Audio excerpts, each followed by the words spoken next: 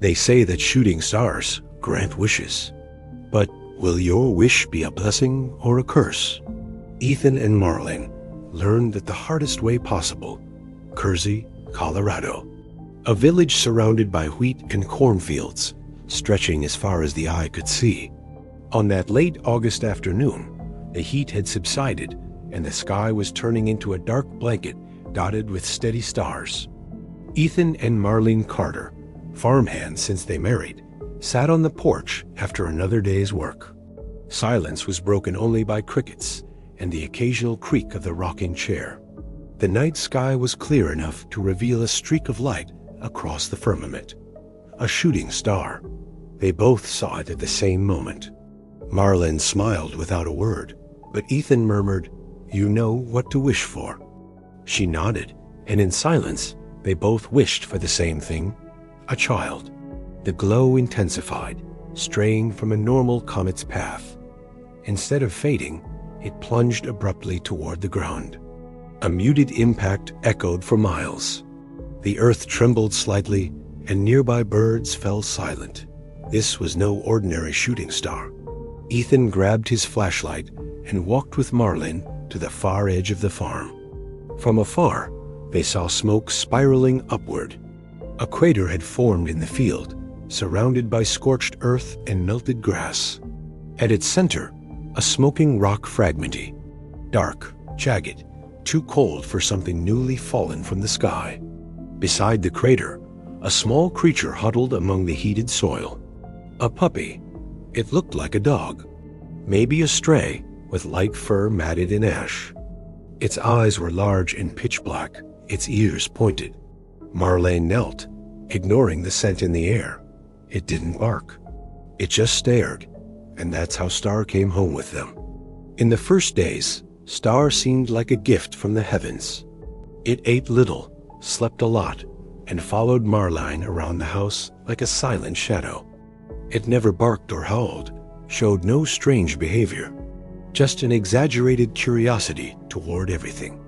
It spent hours standing by the fence, watching the cattle as if studying them. Though reserved, Ethan bonded with the animal quickly. He called it to accompany him around the farm, and Star followed, but never wagged its tail during play with sticks or at mealtime. Its expression stayed the same, fixed, alert, lifeless. By the third week, Marlene found one of the coops open.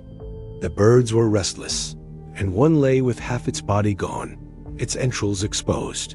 They suspected coyotes, but there were no bite marks nor tracks. That night, they heard a strange sound from the corral, something between a deep growl and muffled breathing. In the morning, they found one of the cows collapsed with its abdomen torn open.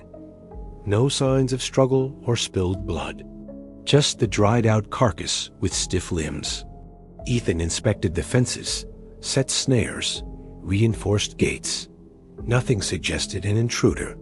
That same night, while cleaning the porch, Ethan saw Star standing at the field's edge, staring at the house with its head tilted to one side. It remained motionless for nearly an hour, its eyes reflecting a glow not from the moon. In the days that followed, the incidents escalated. Cats vanished, chickens disappeared, and the few pigs left refused to leave their shelter. Marlene began to sleep poorly, waking with the feeling of being watched. One early morning, passing through the dark kitchen, she saw Star seated in the corner, staring at her. He didn't move when the light flicked on. He just stayed, as if waiting for something. On the morning, they discovered the dead horse. The temperature felt different, neither cold nor hot, just wrong. At dawn, Ethan went to check the stable and froze when he found the door wide open. The hinges twisted as if forced with unnatural strength. The oldest horse, an Appaloosa they'd raised for over 10 years, lay on its side, chest cleaved as if dissected with surgical precision. Its eyes were gone, its organs removed in a clean fashion no predator from the region could accomplish. Star sat 2 meters away, its paws smeared with a dark substance. Not quite blood, too thick and viscous. Marlene, arriving behind Ethan, muffled her scream. Star slowly turned to look at her, expressionless. During the hasty burial, as Ethan dug with a trembling shovel, she asked if he thought the dog could be involved. He said nothing. He didn't deny it. The silence weighed more than any confession. That night, they locked every door, a rare occurrence, and left Star outside. The night fell heavy, still, with no wind, no crickets, no rustling on the farm. Around midnight, they heard a doorknob turning. First one, then another. Not by force. Calmly, as if whoever stood there had all night. Marlene went to the kitchen window and saw Star standing outside the back door on hind legs, his head unnaturally low. By morning, they found prints on the bedroom floor. Not paws, but feet, small, slender, with claw-like marks on the toes. The prints were perfectly imprinted on the carpet, leading from the living room and ending beside their bed. Ethan said nothing, loaded his shotgun, and went to inspect the land. He returned hours later, reporting that the east fence gate had been torn from the inside. That day, Marlene didn't leave the house. She shut every window, turned off the radio, and stared at the door for hours. At dusk, Star didn't come for dinner or wander the porch. The silence held more weight than usual. Ethan slept with the shotgun over his chest. Marlene didn't sleep at all. In the dead of night, they heard a scream. Neither human nor animal. The next morning, the kitchen was trashed. Chairs overturned, the floor covered in these same claw footprints found in the bedroom, but smudged as if something had slid. The refrigerator was ajar. All the meat was gone. No bones, no packaging, nothing. Only an acidic odor lingered in the air, something between sulfur and iron. Marlene wanted to leave. Ethan hesitated, insisting they needed to understand what they were up against. Deep down, though, they both knew there was no fighting it. It was only a matter of time before Star showed what he truly was. That afternoon, the electricity went out. Wires had been ripped from roadside poles, as if something had climbed up and torn them down. The phone was dead. The radio emitted only static. A thin fog settled over the field, not from moisture, but from earth warmed too much. The local birds had vanished. At dusk, Ethan saw the change.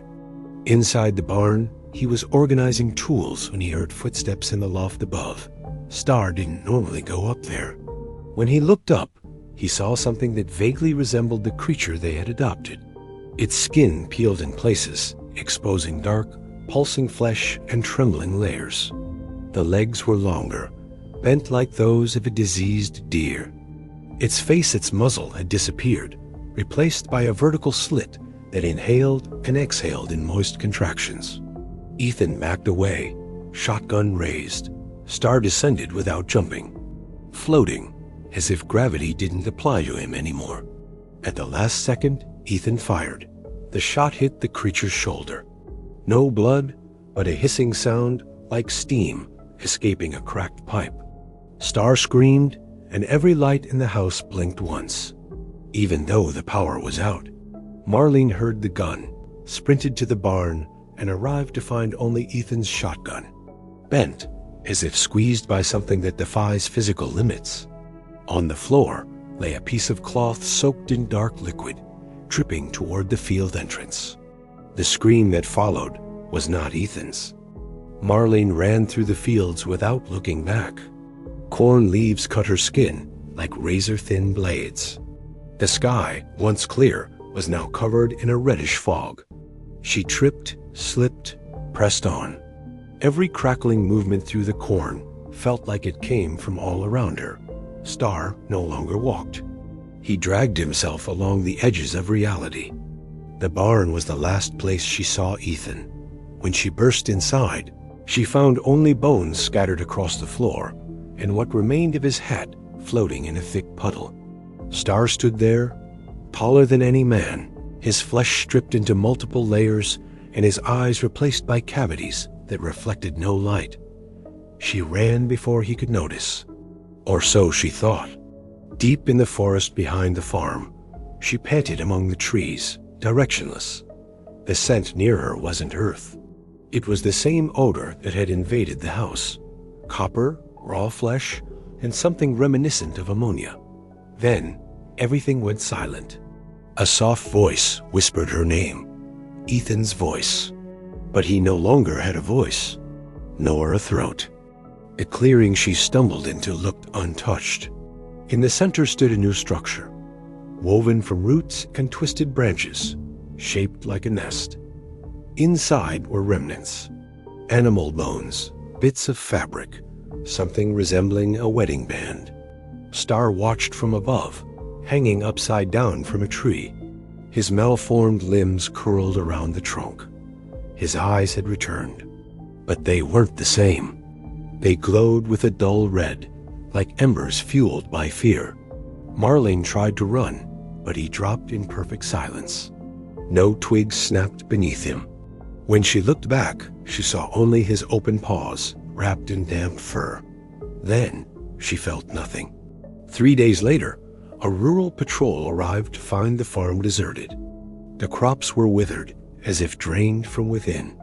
Any remaining animals were gone. No trace of Marlene. No trace of Ethan. No footprints. The only living thing was a light-colored dog sitting on the porch, staring at the patrol truck. The name on its collar was Star. Would you have the courage to adopt something that fell from the sky? Do you believe that not everything from the stars is a gift? Comment below if you've heard strange stories like this.